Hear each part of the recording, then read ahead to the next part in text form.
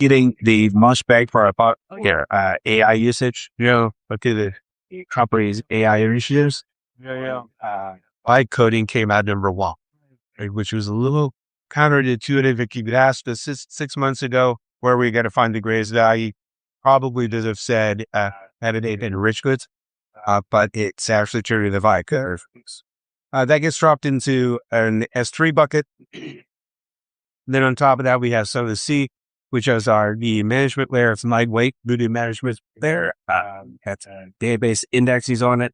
And then we have Embrace as our orchestration layer that sits in the middle, such that when things happen in the S3 bucket or within CVC, the Embrace then puts a message out on our media bus, which is an AWS SNS topics that other things subscribe to. And then that triggers, for instance, the emoji system to go ahead and fetch the files way off. Another benefit that we have here, putting everything in the right, media bus, the SNS topic and the OS, is all of this ends up in Snowflake. Then we have simply AI on top of that as well. Result is that at any point of the day, I can ask the system, how much is it costing me at this moment as use a 3-second spot, create syndicated program or another piece of content. They could come back and tell us, this is how much it's costing. This is what the processing time it is, the latency, basically the performance of the system all the way through. That allows us to make some very intelligent determinations about how the system is working now, but also how it's working in the future. And that part, I remember years ago when we were first trying to talk about some of the cloud transformation that Sinclair wanted to do, was identified as one of the key challenges is that oftentimes you and other customers, we have gut feelings about there's probably a lot of inefficiencies in a process, but we don't have the data to make data-driven decisions about where we're going to have the most impact. And so you talk a little bit about like the intentionality or how you put in place some of that instrumentation to get that data.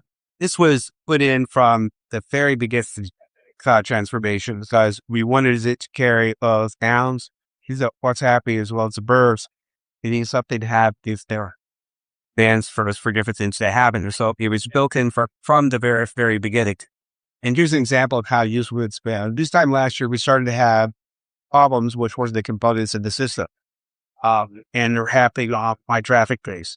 And they started happening decreasing frequency.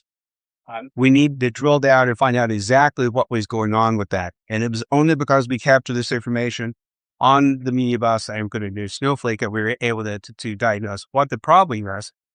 But in a mitigation, then we also were able to determine that our mitigation was only going to last until the end of June 2026.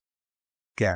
So that allowed us to start planning last year for this transition off of that system into an AWS native functions that we're executing right now. And we're actually ahead of schedule, so we'll finish that project by the end of this.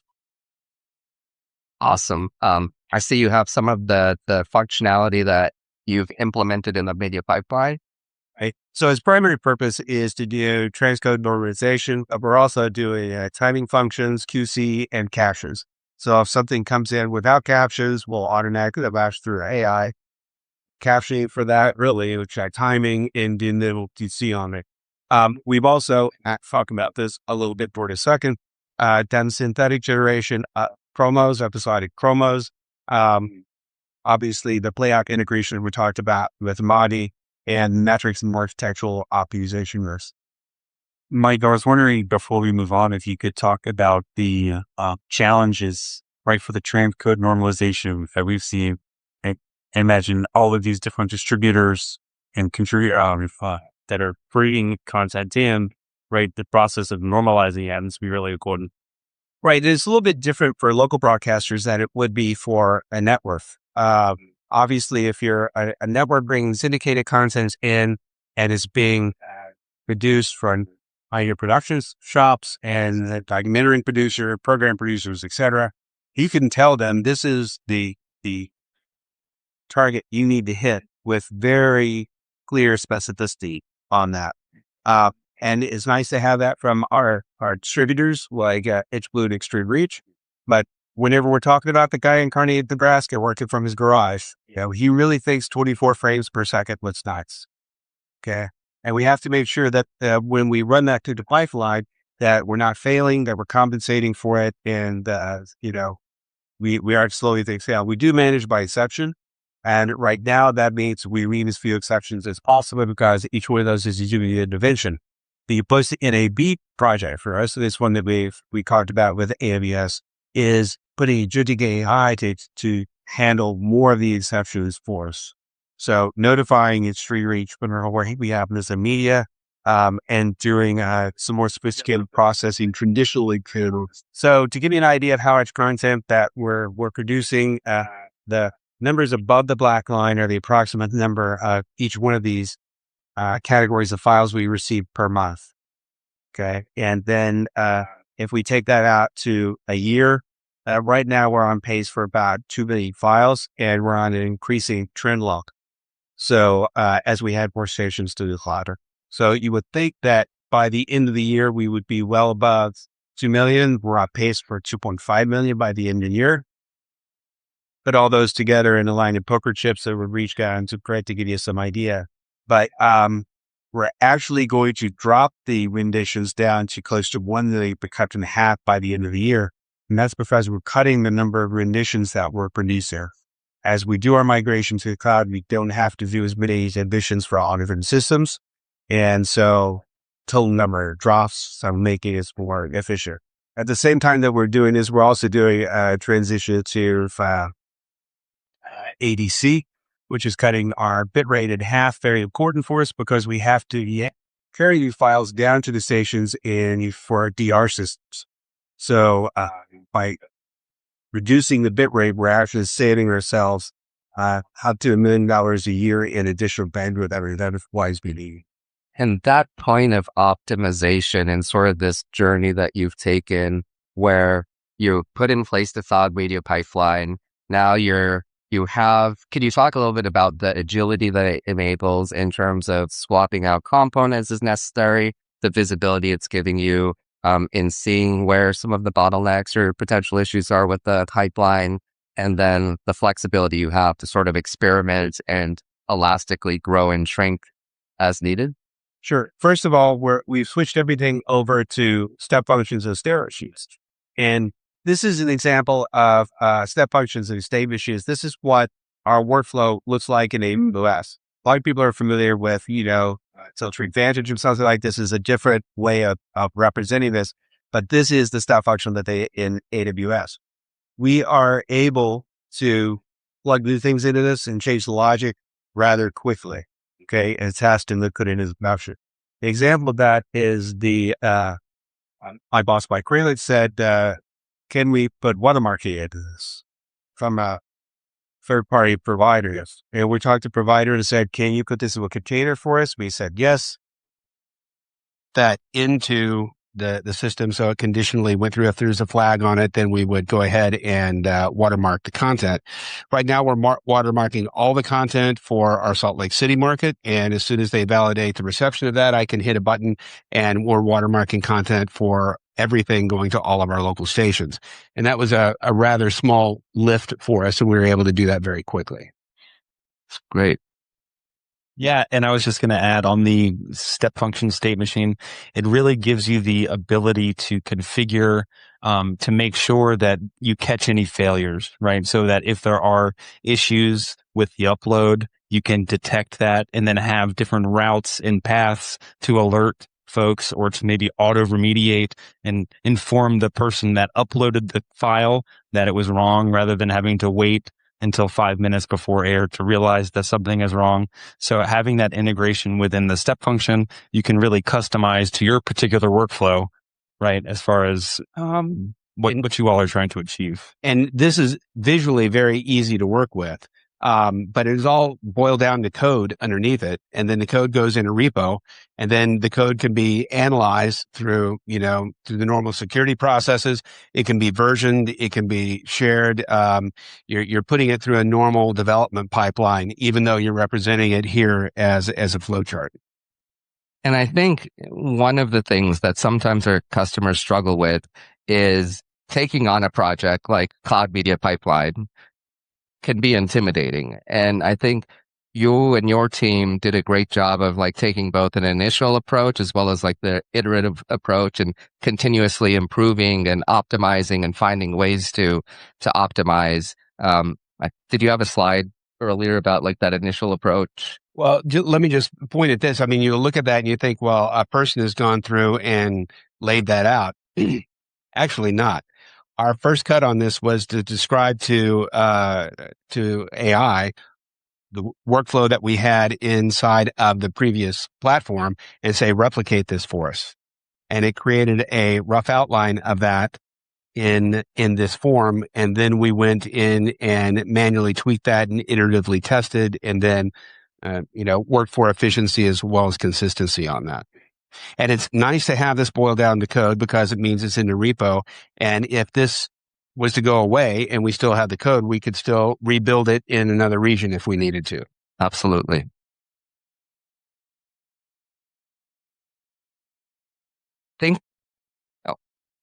So just some last things before I hand it over to Matt to talk about some POC projects that we had. Our mantra, if you will, is measure everything: the volume, the rate, the latency, the cost, the failures and the issues so that we can manage by exception. And as a result, our baseline performance has improved as compared to the old process. We're going more than twice as fast from end to end within the platform. We're able to look at operating patterns like what is our busiest day and what part of our busiest day is the busiest? What is the slowest part of the day? Which actually helps us with staffing. So we know going into the Thanksgiving weekend exactly what day before the Thanksgiving weekend that we have most of our distributors and contributors sending files in. That's awesome. So we're able to do that. Identify potential issues. I gave you an example of that, and then 4 plans for mitigation and resolution, which has been very, very helpful. And then that to build on your busiest and non-busy day scenario, like just that elasticity, the way you've architected with the event-driven architecture, like can you talk a little bit more, either you or Matt, about like the benefits of being able to scale as needed and not have to worry about the old days of traditional on-prem hardware where all of a sudden you get a bunch of stuff into the station or into the media processing center and you just can't deal with it. You've got long queues and you have people who are waiting for deliverables that may take multiple hours to be ready or get delivered. We're not quite to a fully deterministic system where I can say it's going to take X number of seconds for a content to go through the system, but as compared to the on-prem, where on Thursdays, which would most everybody's busiest day, and if it's being ingested from a local point of ingest on local hardware, that if you have a typically sized system for on-prem, you could have 2-hour delays, okay, from the time content was dropped in to the time it came out the other end, in which you really don't know from the station perspective. You don't know very well whether you actually received the file or not, if it was good, if it's going to make it out at the end. Do I have to wait 2 hours to see if the file is actually good, it's going to make it? Has the distributor or contributor gone home by that time? Right. Because we're in the cloud right now, we have low variability on this. And with the new system, we're slightly less than real time for the complete processing of the file. Wow. So there's a little bit of overhead. So if somebody sends us a 30-second spot, it may take 2 minutes to go through. But if it's a 30-minute program, it takes about 30 minutes to go through the system. That's awesome. And do I remember correctly that you're even thinking about, based on all of this data that you've gathered by being intentional about instrumentation and measuring everything, you're even now thinking about ways to efficiently batch processes and take advantage of variations in compute price and the way you're processing things? That's a discussion. Okay. Because balancing what we want to do with the right type of buy and reservations of the instance types. In the past, we were using some persistent instances with the previous platform. Okay. we don't really need those for transcode now. We have them for the orchestration in the middle, but making sure that you're using the right compute types can optimize your cost, your throughput, your performance, and most important, your availability, because you don't want to ask to transcode something and have AWS say, nope, sorry, we don't have any compute. And that's happened, but it turned out we weren't asking the question in the right way. Instead of saying, this is the only type of compute that will work for me, then you need to give a range of compute. So in case the one you want is not available, you've always got one to fail back to. Yeah. And to just add on to that kind of scaling mindset, with a traditional transcode system, right, you would have the ability to maybe scale up a CPU to process more jobs, right? But with the step functions approach, each file is a separate execution that is itself self-contained. Yeah. Let me say this simply. This is serverless. Yeah. Okay. It's serverless transcode. The only thing we're putting in a server is the workflow orchestration. Yep. And then the file comes in and it scales out, and we're able to batch process all of those files, like you just mentioned with those metrics.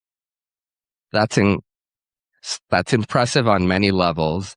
I think one of the other enablers that we see as customers are moving more of their content and processes to the cloud is the ability to not only use the best of breed tools and architectures and have that agility to swap things out or experiment as you look at potential watermarking solutions or whatever additional workflows or features you want. But all of the advances on AI and what can be done with agentic workflows has really enabled all sorts of experimentation and optimizations. And Matt and Mike, I know you've been working on some pretty cool uses of AI to help automate the media supply chain process. Could you walk the audience through that a little? Yeah. So we challenged Matt and Adam to to show us how AWS could in an optimized way produce our episodic promos for us. So episodic promos are 10, 20, 30-second promos for a syndicated program that have to be customized for tomorrow, today, tonight, coming up next. And they have to be customized for the station with the station's logo and voiceover at the end of it. And right now, we automate those, but we run everything through in a batch, and we create thousands of these things, and only a small percentage of them are actually used because we create a rendition for every possible permutation. So what we wanted to do is come up with an agentic way to do this, and a generative way to do this on demand that would drop the station logo, the station voiceover onto each one of those, in addition to taking the source material. All the promos come in a single file, and you have to segment those out. So how do you automate the segmenting and then the generation of those? Yeah, thanks, Mike. This was a really fun project that we got to work on with Sinclair. And what we found was that large file, say a 25, 30-minute file, would have 50 different promos. And we would have different segments. We'd have black segments, slate, and then content. And so we had to figure out a way of how we could automate the extraction of those components. So with the cloud media pipeline, we're already uploading that content into S3, so we could create an automation. So as soon as the files get uploaded into S3, we execute a step function state machine, which is just a workflow engine.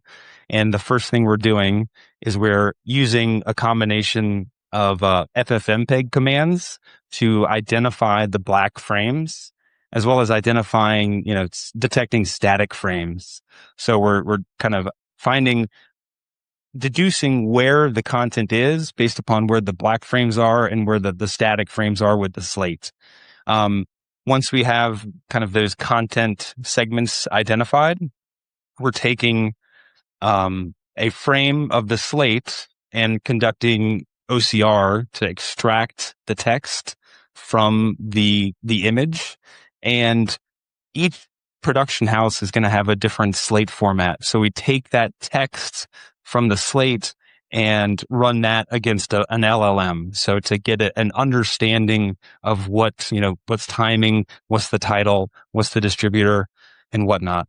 So we're just really gathering all that information in so that we can then make the correct determination of how to create that file. So once we have the black frames, we have the slate, we have the content, we're able to then execute using Amazon Bedrock Agent Core, an agent that will go out and find the file, find the corresponding logo for the specific market that we want to create the promo for. And then we're doing other things where we're automating the overlay of the logo. So we need to figure out maybe what quadrant we should put the logo on. So we're using Amazon recognition on several frames to detect areas of interest or detect text so that we know where we're overlaying the logo is a safe region. And then kind of lastly, the cool part is taking the voiceover segments for the call to action at the end and being able to kind of add on that, create a new mix down, and then kind of package it all into a final file. Now, my question was, how much does this cost? Okay. And we have to look at the whole economics of what we were doing. Before this, we were generating thousands of promos that we did not use. Okay. At a small cost per promo, but that cost built up. Okay. These are actually more expensive to produce than any single promo that we were producing before. But because we can produce these now on demand as they're needed, we only need a couple of hundred of these where before we were generating thousands of them. So this is actually a better economic model for us, and it allows us to create those on demand instead of batching thousands of them a week. And does it also enable you to then use creative folks who were working on all this promo creation to create new compelling content? Like, is there Yes. And so what the workflow before required the creative folks to look at that original source file and segment it and then tweak some templates to make that happen. And there was a staff of several people who did that every week. Now they're able to go and work on custom content because they're in that same department. They're still there. They're still working. They're working on custom content rather than these promos that have smaller amounts of value. And I think that was one of just throughout the entire project and also your entire cloud transformation, I think you and your team have done an incredible job of looking at, when you're doing cost comparison, oftentimes some customers get very hyper-focused on like A to B and, the compute might be a little bit more expensive. But to your point, if you now have to do less work and don't have to create as many promos, there's big savings there. And then if you're also unlocking resources to create new compelling content, there's potential revenue additions, and like it's a much more holistic way of looking at TCO and ROI. Yeah, it's a larger computation than did I just reduce my unit cost? Yes. So that's what we did. Thank you, Matt. Thank you. Are there, we've got a couple minutes left. And so thinking about the overall journey, any hints that you want to give or pieces of advice that you'd want to give to audience who's thinking of taking similar journey for optimizing their cloud media or optimizing their media pipelines or supply chains? Sure. It's a little bit more complicated than it sounds. Okay. But not as hard as you think. Okay. So, you can start on this journey and vibe code a lot of this, start off with some simple workflows and then build up what Matt and Adam were working on for us. But the ramp for this, for us, was only a few months. Okay. It wasn't overnight, but it also wasn't, 12 months either. So we were able to react very quickly to it. This has also, increased the scale at which we can operate generally. And, we do have the new concept of broadcast as a service. So if somebody's interested in using this for their spot and syndication reception, then that is certainly an option. That's awesome. So you've created something that's so flexible and capable that now not only are you servicing the needs of Sinclair, but you're in the position where you can offer this type of capability to other broadcasters and content creators. Right. And generally at lower latency and faster speed and lower cost than they would be able to achieve with on-prem hardware. So once again, emphasizing the point of like TCO and ROI is oftentimes a much bigger picture than when we're just looking at a very small part of the problem and trying to do a simple calculation. Right. And let me emphasize, I don't need any broadcast as a service customers to make my model work.